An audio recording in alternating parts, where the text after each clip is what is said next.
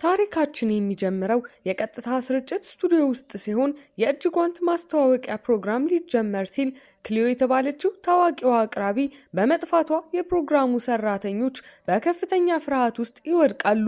ደንበኞች በክሊዮ ላይ ያላቸው ትልቅ እምነት የሚያውቀው ዳይሬክተር በጣም ተናዶ ሌላኛዋን አቅራቢ ብቻዋን ፕሮግራሙን እንድትመራ ያስገድዳታል። ነገር ግን በእሷ ምትክ ፕሮግራሙን እንዲመራ የተደረገው ሌላ አቅራቢ እንደ ውሻ በመጮህና አቧራና ቅባትን ለማጽዳት በጣም የተጋነነ ድርጊት በመፈጸም ተመልካቾችን ለማዝናናት ቢሞክርም ተመልካቾች ጨርሶ አልወደዱትምና በዚህ ምክንያት የሽያጭ መጠኑ በጣም ይወርዳል። ቆይ ግን ከዛ በፊት አሁን ላይ 300 ሰብስክራይበር አለን። እቅዳችን በዚህ 90 ቀን ውስጥ 100,000 ሰብስክራይበር ለመግባት ነው። አንችልም? እንችላለን። ሰብስክራይብ አድርጉ። በዚህ በጣም የተበሳጨውና ለአንድ ወር ያህል የተዘጋጁበትን ጊዜ በማባከኗ ክስ ለመመስረት ያሰበው ዳይሬክተር በድንገት ስልክ ሲደወል ይሰማል። ስክሪኑ ሲቀየር ክሊዮ በአንድ ትልቅ ህንፃ ላይ በልበ ሙሉነት ቆማ እናያለን። በዚህ ጊዜ ስቱዲዮ ውስጥ ያሉት ሰዎች ትልቅ እፎይታ ያገኙና ስርጭቱም እንደተረፈ እንረዳለን። ክሊዮ ተመልካቹን በጉጉት ለማቆየት በማሰብ የቆሸሸ መስታወት ታሳያለች።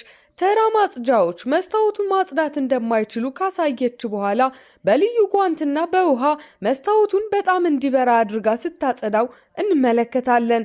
በመጨረሻም ድንቅ ትዕይንት ለማሳየት በመፈለግ ቀይ ሊፕስቲክ መስታወቱ ላይ ቀብታ በቀላሉ ሙሉ በሙሉ ታጸዳዋለች። በዚህ ተመልካቾች በጣም ተስማምተው ምርቱን በብዛት ይገዛሉ። ክሊዮም ስርጭቱን በጥሩ ሁኔታ ታጠናቅቃለች። ይህ በእንዲህ እንዳለ በአንድ ጸጥ ባለ የገጠር መንደር ውስጥ ኤንዞ የተባለ ቆንጆ ወጣት በመንገዱ ላይ ሲራመድ እንመለከታለን። በመንደር ውስጥ ያሉ ሴቶች እሱን በጣም ስለሚወዱት ሞቅ ባለ ሁኔታ ሰላም እያሉት የበሰለ ምግብ እንዲበላ ይጋብዙታል። ኤንዞ ለመንደሩ ነዋሪዎች ማንኛውንም የተበላሸ ዕቃ የሚጠግን ሰው ሆኖ ማገልገሉን እንረዳና ነዋሪዎቹ የሚወዱትን ዘፋኝ ለማየት ፈልገው የተበላሸውን ቴሌቪዥን ልክ በሰዓቱ ሲጠግንላቸው በታላቅ ደስታ ይጮሃሉ። በተጨማሪም ኤንዞ በትራክተር ሰዎችን የሚያጓጉዝ ሲሆን የማገዶ እንጨትንም ይፈልጣል።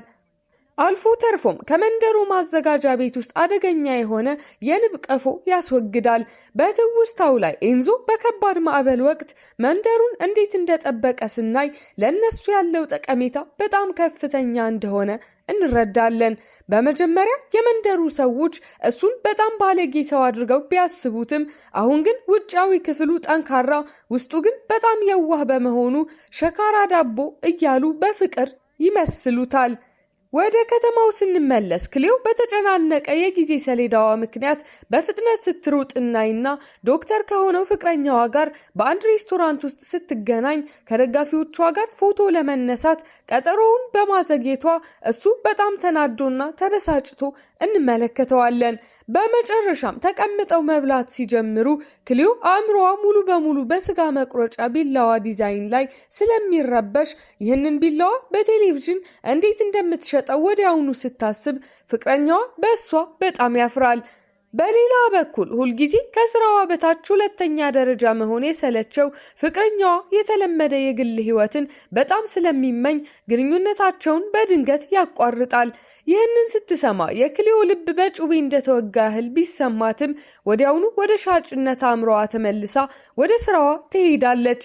ከጥቂት ጊዜ በኋላ ክሊዮ ስለ ቢላዋ ከቅርብ ጓደኛዋ ላይራ ጋር ብትወያይም ነገር ግን ተቀናቃኟ ክሎዊ የሽያጭ ደረጃዋን እያሳደገች እንደሆነ ስትመለከት ክሊዮ በጣም ትገረማለች። ክሎዊ ወደ እሷ ቀርባ ክሊዮን በንግግር ስታንቋሽሻት ምንም እንኳን ክሊዮ ስሜቷን ተቆጣጥራ ብትረጋጋም በውስጧ ያለው ከፍተኛ ጫናና የቀድሞ ፍቅረኛዋ የተለመደ ህይወትን የመኖር ንግግር እንደረሳች እንድታስተውል ታደርጋታለች። በመሆኑም እረፍት ለመውሰድ በማሰብ ወደ ቤቷ ብትሄድም ነገር ግን የአዳዲስ ምርቶች ሀሳቦች በአእምሯ ውስጥ ያለማቋረጥ ስለሚመጡ መተኛት አትችልም። እናቷ የጻፈችላትን አሳቢነት የተሞላበትን ማስታወሻ እንኳን ወደ ጎን ትገፋውና ምክንያቱን ስንረዳ ሁሉም ነገር በጣም ስለተወሳሰበባት እንደሆነ እንረዳለን። በቀጣዩ ቀን ክሊዮ ምርጥ የቴሌቪዥን ሰዓቷ ለክሎዊ እንደተሰጠባት ስታውቅ በጣም የምትደነግጥ ሲሆን የሰራተኞቹ አባላትም በድንጋጤ ውስጥ ይሆናሉ። በዚህ መሃል ሲንግ የምትባል በእድሜ ትልቅ የሆነች አቅራቢ በክሊዮ ጆሮ ላይ በጣም መጥፎ ስድቦችን ስትናገር እንሰማለን። ቪዲዮውን እዚህ ድረስ ከተመለከታችሁ ተመችቷችኋል ማለት ነው። ቪዲዮውን ላይክ ቻናሉንም ሰብስክራይብ ማድረግ እንዳይረሳ እንላለን። ወደ ታሪካችን። ይህንን ስትሰማ ክሊዮ በጣም የምታዝን ሲሆን ምክንያቱን ስንረዳ ይህ ንግግር ቀደም ሲል ሳታውቅ ጎጂ ምርት አስተዋውቃ የነበረበትን አስከፊ ትውስታ ስለሚቀሰቅስባት እንደሆነ እንረዳለን። በጣም የተናደደችው ክሊዮ ስለ ጊዜ ሰሌዳዋ አስተዳዳሪዎቹን ብትጠይቅም ነገር ግን እነሱ በጣም የተሻለ ምርት እንድታቀርብ ይጠይቋታል። እንዲሁም በፍጹም መሸጥ የማትፈልገውን የመዋቢያ ምርቶችን እንድትሸጥ ያስገድዷታል። በመጨረሻም ሌቶ ከተባለ ታዋቂ የፈረንሳይ ብራንድ ጋር ውል ካላመጣች ፕሮግራሟ ሙሉ በሙሉ እንደሚዘጋ በማስጠንቀቅ የመጨረሻ ውሳኔ ይሰጧታል። ይህ በእንዲህ እንዳለ የሌቶ ዋና ስራ አስፈጻሚ ኦቲስ የተባለ ቆንጆ ሰው ከፈረንሳይ ወደ ደቡብ ኮሪያ ይመጣና አዲስ የጥሬ ዕቃ ውል ለመፈረም ከአንድ የጥሬ ዕቃ ኩባንያ ስራ አስፈጻሚ ጋር ሲገናኝ ስራ አስፈጻሚው ያለምንም ምክንያት ውሉን አይቀበለውም።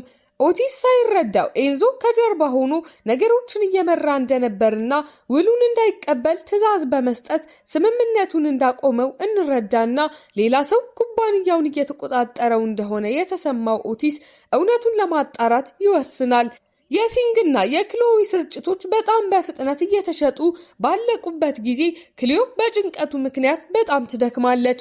ወደ ዶክተሯ በምትሄድበት ጊዜ የእንቅልፍ ክኒን በብዛት እንዳትወስድ ያስጠነቅቃታል። ምክንያቱን ስንረዳ የማስታወስ ችሎታ ማጣትና በእንቅልፍ የመራመድ አደጋዎች ስላሉበት እንደሆነ እንረዳለን። በጣም ደክማ ብትሆንም ነገር ግን ክሊዮ ቀጣዩን ስርጭቷን በጥሩ ሁኔታ ታጠናቀቃለች። ነገር ግን ከስርጭቱ በኋላ መልበሻ ክፍል ውስጥ በጣም ታማ ታስታውካለች። እውነታውን ከመሸሽ እንድትቆጠብ ጓደኛዋ ላይራ ብትለምናትም ነገር ግን ክሊዮ የኦቲስን ቡድን ታገኛለች። ኦቲስ የእሷን ሀሳብ ስለወደደው የጥሬ ዕቃ ችግሩን እንድትፈታለት ቅድመ ሁኔታ ያስቀምጥባታል። ፕሮግራሟን ለማዳን ስትል ክሊዮ ትስማማና ጥሬ ዕቃውን የሚያቀርበውን የእርሻ ባለቤት ለመፈለግ ወደ ገጠሩ መንደር በመኪናዋ ትጓዛለች። በጠባቡ የመንደር መንገድ ላይ የክሊዮ ውድ መኪና በድንገት በኤንዞ ትራክተር ስለሚዘጋ ሁለቱም በጣም ግትር በመሆናቸው በመንገዱ የማለፍ መብት ላይ ክርክር ይጀምራሉ። ኤንዞ ወደ ኋላ እንዲመለስላት ክሊዮ ብትጠይቀውም ነገር ግን እሷ በጣም ስትበሳጭ ኤንዞ ለሀብቷ ምንም ደንታ በሌለው ሁኔታ ዝም ብሎ ጥሩምባውን ብቻ ይነፋል። በዚህም ክሊዮ በጣም ተናዳ መኪናዋን ትተወውና በሚያሰቃይ ከፍተኛ ተረከዝ ጫማ በመንደር ውስጥ መጓዝ ትጀምራለች። ነገር ግን ትራክተሩ እየተከተላት እንደሆነ ስታስተውል ቆም ትልና ብዙውን ጊዜ ሀብታም ወንዶች ይከተሉኛል እንጂ ትራክተር ተከትሎኝ አያውቅም በማለት በቀልድ ትናገራለች። በመጨረሻም እርሻው ላይ ስትደርስ ኤንዞ ባለቤቱን እንዲጠራላት ብትጠይቀውም ነገር ግን ኤንዞ አንዲት ባለጌ ሴት መታለች ብሎ ለባለቤቱ እንደሚነግራት ብቻ ይመልስላታል። ከዚያም በሩን ቆልፎ የእንጉዳይ እርሻ ሰራተኞችን ለማሰልጠን ወደ ውስጥ ይገባል። ከውጭ የቀረችው ክሊዮ በከፍተኛ ህመም ውስጥ ስለምትሆን ኤንዞን መጫሚያ እንዲሰጣት ስትለምነው እሱም በግድ ፈቃደኛ በመሆን የቆሸሸ የላስቲክ ጫማ ይሰጣታል። ክሊዮ ተሸንፋና አፍራ ወደ መኪናዋ ስትመለስ የጎን መስታወቷ ተሰብሮ የምታገኘው ሲሆን በትራክተሩ እንደተገጨባት በማሰብ በጣም ትናደዳለች። ከ4 ሰዓት በኋላ የቀጥታ ስርጭት እንዳለባት ስለምታውቅ አውቶቡስ ለመያዝ ብትሮጥም ነገር ግን ኤንዞ ከተወሰኑ የመንደሩ ሴቶች ጋር በትራክተሩ ላይ ሆኖ ስታየው እንዲጭናት ትጠይቀዋለች። በሩጫዋ ወቅትም ራሷን በትንሹ ታቆስላለች። ኤንዞ ወደ ላይ ጎትቶ ካወጣት በኋላ በፍጥነት ወደ አውቶቡስ ማቆሚያው የሚጓዙ ሲሆን ነገር ግን አውቶቡሱ ቀድሞ ለመሄድ ሲሞክር ኤንዞ አንዲት አረጋዊት ሴት እንድትሳፈር ለመርዳት ሲል በትራክተሩ አውቶቡሱን በኃይል ይዘጋዋል። ገበሬዎችም ጥሩ አገልግሎት ማግኘት አለባቸው ብሎ ስለሚያምን ሾፌሩን በቁጣ ሲገስጸው እንመለከታለን። በዚህ ጊዜ ኦቲስና ረዳቱ ስለ ክሊዮ ምርምር የሚያደርጉ ሲሆን መዋቢያዎችን በፍጹም ሸጣ የማታውቅ ሴት ለምን በድንገት የሌቶን ምርት ለመሸጥ እንደፈለገች ያሰላስላሉ። ብዙ ሰዎችን የጎዳውንና ሲንግ ስራዋን እንድታቆም ያስገደዳትን አስከፊውን የጉድ ሞርኒንግ ክሬም ቅሌት ላይም ይወያያሉ። ኦቲስ ከክሊዮ ጋር የነበረውን የድሮ ትዝታ የሚያስታውስ ሲሆን በአንድ ወቅት አንድ ጃንጥላ ተጋርተው እንደነበርና እሷ የእሱን ክሮሰንት ብትወድለትም በቀጠሮዋቸው ቀን ግን ሳትመጣ እንደቀረች ያስታውሳል። በዚህ ጊዜ ልቡ በደስታ ይመታና እንደገና ሊያገኛትም ይወስናል። በመንደሩ ውስጥ ያንግ የተባሉ ሴት ክሊዮ በቴሌቪዥን የምታስተዋውቀውን ምርት ለመግዛት ብትሞክርም ኤንዞ እንዳትገዛ ቢመክራትም በመጨረሻ ግን ያቺን ነገሮችን የምትረሳ ሴት ለመርዳት የራሱን መታወቂያ ተጠቅሞ ምርቱን ያዝላታል። ከጥቂት ጊዜ በኋላ ክሊዮ አንድ የመንደሩ ነዋሪ ሽልማት እንዳሸነፈ ይፋ ታደርግና ሽልማቱን በግል ለማድረስ ስትመጣ አሸናፊው የኤንዞ አባት መሆኑን ስታውቅ በጣም ትደሰታለች። በመጨረሻም የእርሻውን ባለቤት ለማግኘት ተስፋ ብታደርግም ነገር ግን ኤንዞ መረጃ ለመስጠት ፈቃደኛ ባለመሆኑና ትክክለኛ ቀጠሮ እንድትይዝ በመጠየቁ ተስፋዋ ይቋረጣል። መሽቶ ስለነበር ክሊዮ ከያንግ ጋር የምታድር ሲሆን በማግስቱ ጠዋት ያመለጡ ዶሮዎችን ለመያዝ በሚያስቅ ሁኔታ ስትሞክር በድንገት ወደ ኤንዞ ግቢ ውስጥ ትገባለች። ኤንዞ በጣም ደንግጦ ፖሊስ ለመጥራት ቢዝትም ነገር ግን ክሊዮ ስለ ሕዝባዊ ስሟ በመጨነቅ በመኪናዋ ካሜራ የተቀረጸውን ኤንዞ መስታወቷን ሲሰብር የሚያሳየውን ተንቀሳቃሽ ምስል በማሳየት ትከራከራለች። ኤንዞ አጣብቂኝ ውስጥ እንደገባ ስለተሰማው ባለቤቱን ከመግለጽ ይልቅ ለመስታወቱ ጉዳት ለመክፈል ይስማማል። እንዲሁም ወደ ቤቱ ዳግመኛ ላለመምጣት ቃል የምትገባበትን ሰነድ እንድትፈርም ያደርጋታል። በዚያው ምሽት የማወቅ ጉጉት ያደረባት ክሊዮ በድብቅ ወደ እንጉዳይ እርሻው ብትገባም ኤንዞ ሲይዛት እኩለ ሌሊት ላይ ብቻውን ለምን እንደሚሰራ በመመልከት ትሞግተዋለች። ኤንዞ እሷን ችላ በማለት የኦቲስን የጥሬ ዕቃ ውል ውድቅ ለማድረግ ሌላ ስልክ ይመልስና ከዚያም ስልኩን ይቀይራል። በጸጥተኛው መንደር ውስጥ መተኛት ያቃታት ክሊዮ የእንቅልፍ ክኒኗን የምትወስድ ሲሆን በእንቅልፍ ልቧም በአዲስ ስልክ ቁጥር ትደውላለች። ኤንዞ ስልኩን ሲያነሳ ክሊዮ እያለቀሰችና በእንቅልፍ ልቧ ሆና እናቷ ለምን ጥላት እንደሄደች ትጠይቀዋለች። በዚህ ጊዜ ወደ ኋላ በሚመለስ ትውስታ ሲንግ በእውነቱ የክሊዮ እውነተኛ እናት መሆኗን እንረዳለን። ምንም እንኳን ሲንግ በየሳምንቱ እሁድ እንደምትደውልላት ቃል ብትገባላትም ነገር ግን ለስራዋ ቅድሚያ ትሰጥ ነበር። ከባድ አደጋ ሲደርስባትም በጋዜጠኞች መካከል ሆና የምትጮኸውን ወጣቷን ክሊዮን ችላ በማለት ስታልፋት ይህም የክሊዮን ልብ በከፍተኛ ሐዘን ሰብሮት እንደነበር እናያለን። በማግስቱ ጠዋት ኖቫና የተጎዳችው እህቷ ኢስላ የተባሉ የመንደሩ ነዋሪዎች የሚተዋወቁ ሲሆን ኤንዞም ለክሊዮ የመኪናውን ጉዳት ይከፍላታል። በአንድ የመንደሩ ሴት ተገዳ በአንድ መኪና ውስጥ አብረው እንዲጓዙ በሚደረግበት ጊዜ ክሊዮ ከንብ ለማምለጥ ስትል በድንገት ኤንዞን ስታቅፈው ነገሮች በጣም አስቸጋሪ ይሆናሉ። ልቧም በድንጋጤ በፍጥነት መምታት ይጀምራል። ይህ በእንዲህ እንዳለ ኤንዞና ቲኦ የተባለ ሰው በእውነቱ የጥሬ ዕቃ ኩባንያ ተባባሪ ዋና ስራ አስፈጻሚዎች መሆናቸውን እንረዳለን። ኦቲስ በመጨረሻ ከኤንዞ ጋር ሲገናኝ ኤንዞ እምነቱ እንደተሸረሸረ በመግለጽ ውሉን ሙሉ በሙሉ ውድቅ ያደርገዋል። በጣም የተናደደው ኦቲስ ለተደናገጠችው ክሊዮ ስለ ኤንዞ እውነተኛ ማንነት ይነግራታል። ክሊዮም ይህንን መረጃ ይዛ ኤንዞን ለማሳመን ወደ ቤቱ ታመራለች። አንድ ማሽን መበላሸቱን ለማረጋገጥ ስትል በግትርነት ፎጣ የምታደርግበት ሲሆን ማሽኑን ሲፈትኑት ክፍሉ በጣም ስለሚሞቅ ኤንዞ በጣም ያልባል።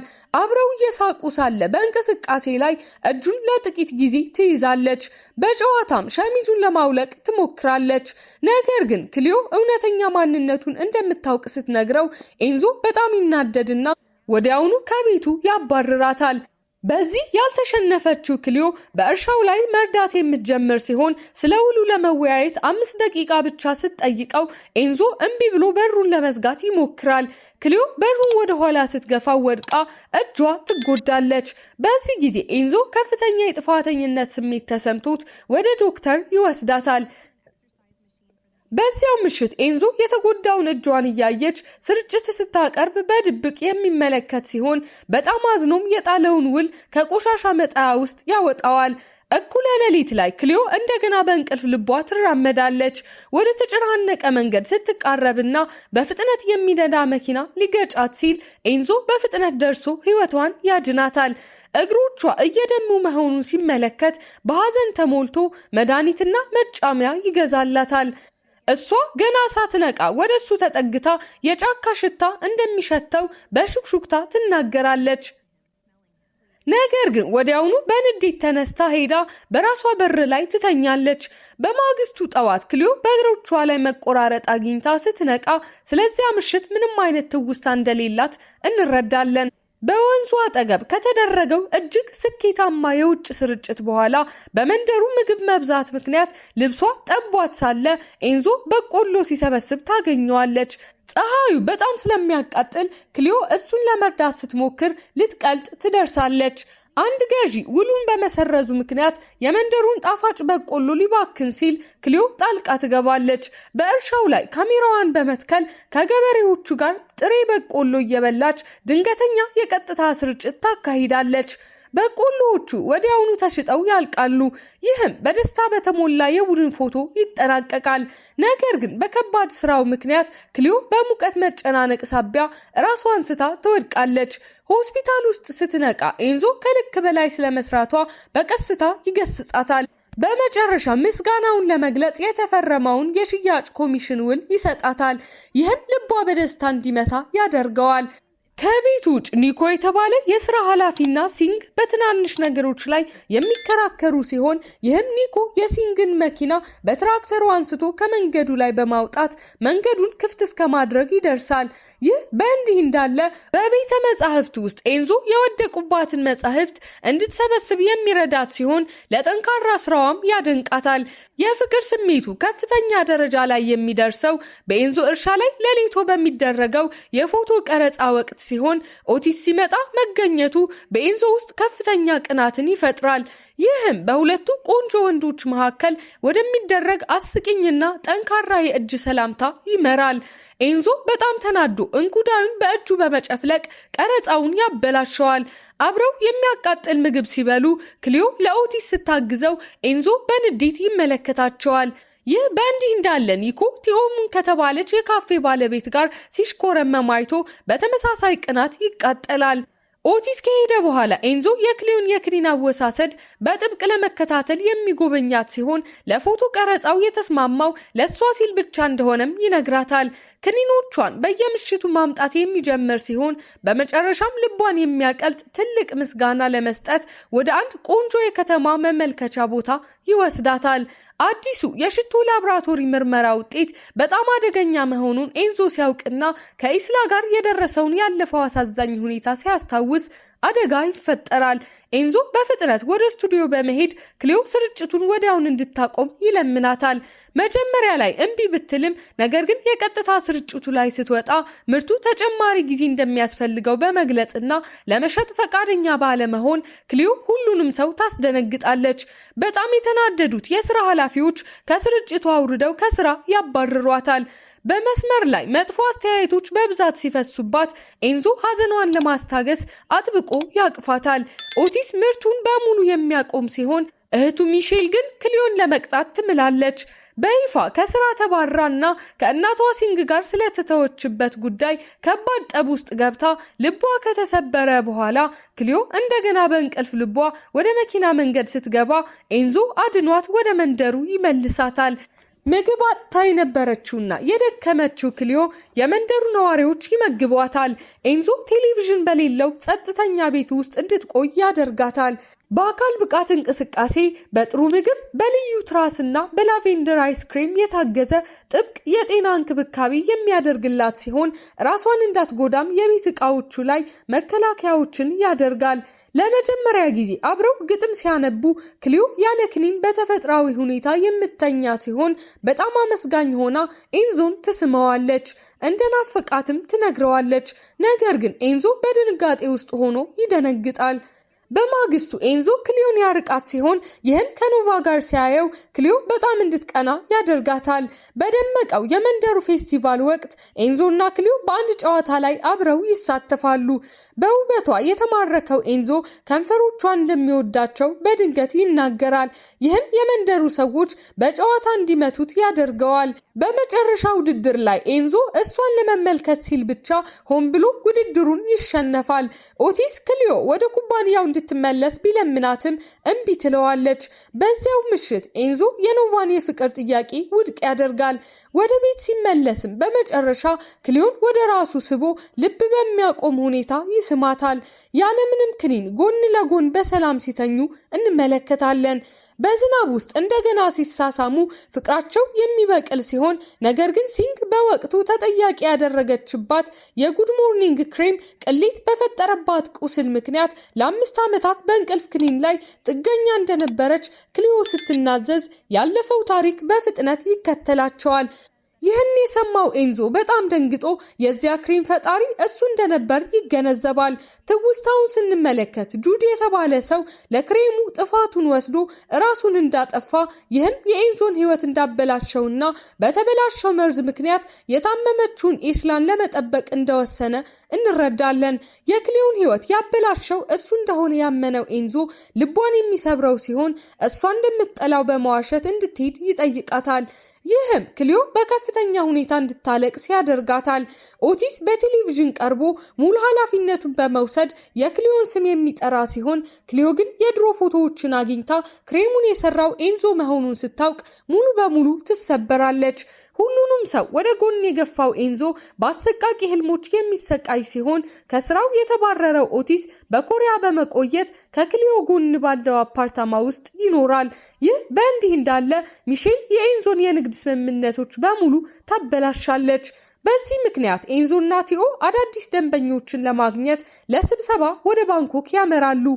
ነገር ግን ክሊዮ መጽሐፉን አግኝታ ኤንዞ ያነበበውን እያንዳንዱን ቃል እንዳሰመረበት ትረዳለች።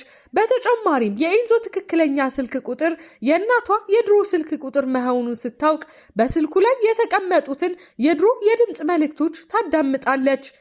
በእነዚህ መልእክቶችም ኤንዞ በእውነቱ እንደሚወዳትና እሷን ለመጠበቅ ሲል ብቻ እንደራቃት ትረዳና እሱን ፍለጋ ወደ ባንኮክ ታመራለች። በሆቴል ውስጥ ችላ ለማለት ቢሞክርም ነገር ግን ኒኮ በድብቅ የኤንዞን እውነተኛ ስልክ ቁጥር ይሰጣታል። በአንድ መናፈሻ ውስጥ አግኝታው ሁሉንም ነገር እንደምታውቅ ትነግረዋለች። በመጨረሻም እያለቀሱ በፍቅር ይታረቃሉ። ወደ ኮሪያ ሲመለሱ ሚሼል ኤንዞን መጥፎውን እንዲፈርም ብታስገድደውም ነገር ግን የኤንዞ የድሮ ጓደኛ ሃን የተባለ ሀብታም ባለቤት መጥቶ ንግዱን ያድነዋል። ክሊዮን ለመጎብኘት የመጣው ኤንዞ ኦቲስ ጎረቤቷ በመሆኑ በጣም የሚቀና ሲሆን ሁለቱ ወንዶች የክሊዮ አባት ያዘጋጀውን በጣም ጨው የበዛበትን ምግብ በብዛት በመብላት አስቂኝ ውድድር ያደርጋሉ። ክሊዮ እንድትተኛ ለመርዳት ለስላሳ ሙዚቃ እየተጫወተ ኤንዞና ክሊዮ የልጅነት ፎቶዎችን አብረው ይመለከታሉ። ኤስላ በእውነቱ ለኤንዞ ማቲው የሚለውን አዲስ ስም እንደሰጠችው እንረዳለን። እውነተኛ ማንነቱን ስለምታውቅ ኤንዞ ለዘላለም እንደሚጠብቃት ቃል ይገባላታል። ኦቲስ ሚሼል ከሌላ ብራንድ ጋር ውል መፈረሟን ይገነዘባል። ኤንዞና ክሊዮ ግን የመንደሩን ነዋሪዎች በሙሉ ይዘው በሆቴል ውስጥ አስደሳች የእረፍት ጊዜያቸውን ያሳልፋሉ። ኒኮ ለሲንግ የቀጥታ ስርጭት ሞዴል በመሆን ቲኦም በካፌው ውስጥ ሙንን ሲረዳ ካዩ በኋላ ኤንዞና ክሊዮ በመጨረሻ ትክክለኛ የፍቅር ቀጠሮ ይይዛሉ። በሚሳሳሙበት ጊዜም እንደገና የመዋቢያ ምርቶችን እንዲሰራ ታበረታታዋለች። በፍቅሯ የተነሳሳው ኤንዞ በተለይም ኤስላ እውነቱን አውቃ ይቅርታ ስላደረገችለትና እንዳይተዋት ስለለመነችው ፍርሃቱን አሸንፎ ወደ ድሮ ላብራቶሪው በመመለስ ፍጹምና ደህንነቱ የተጠበቀ ክሬም ለመስራት ቃል ይገባል። ነገር ግን ኦቲስ ሚሼል መጥፎና መርዛማ የሆኑ ጥሬ ዕቃዎችን በመጠቀም ወደ እስያ ገበያ ለመግባት ማቀዷን የሚያረጋግጥ ሚስጥራዊ ፋይል ያገኝና ሚሼል በድብቅ ከሃን ጋር ስትገናኝ ትልቅ አስደንጋጭ ክስተት ይፈጠራል። ያለፈውን ቃል ኪዳን እያስታወሰ ሃን በክፋት ፈገግ ይላል። ኤንዞን እንደሚያጠፋው በመናገር እውነተኛ ፍላጎቱን ይገልጽና ፊልሙ ያበቃል።